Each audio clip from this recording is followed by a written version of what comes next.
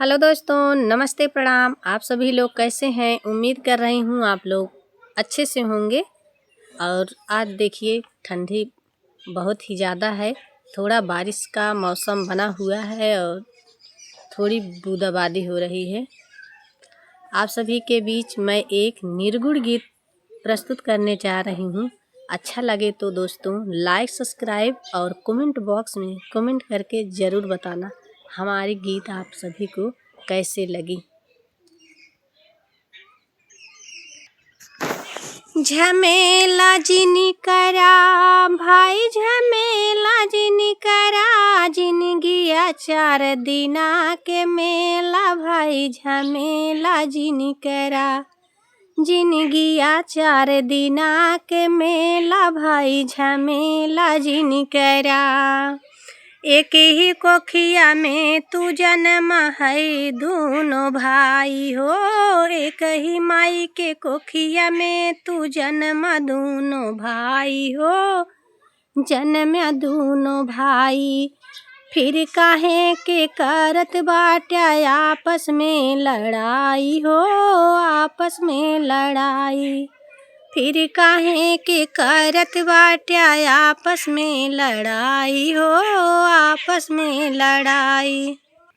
नाही कर कौनो खेला भाई, झमेला जिन करा, नाही कैला कौनो खेला भाई, झमेला जिन करा, जिनगिया 4 दिना के मेला भाई, झमेला जिन करा, झमेला जिन करा हो, कौनो खेला जिन करा, जिनगिया 4 दिना के मेला भाई, झमेला जिन करा, जिनगिया 4 दिना के मेला भाई, झमेला जिन करा। बचपन में तू एक ही साथ खेलला और खैला हो, खेलला और खैला हो। बचपन में तू एक ही साथ खेलला और खैला हो, खेलला और खैला। एक समान दोनों जने के, एक समान दोनों जने के, मनली तोहरी माई हो, मनली तोहरी माई। काहे कैला तू लड़ाई भैया, खेला ना करा, काहे कैला तू झमेला, कौनो खेला जिन करा, खेला जिन करा हो भाई, झमेला जिन करा, खेला जिन करा हो भाई, झमेला जिन करा, जिनगिया 4 दिना के मेला बाकी, झमेला जिन करा, जिनगिया 4 दिना के मेला भाई, झमेला जिन करा।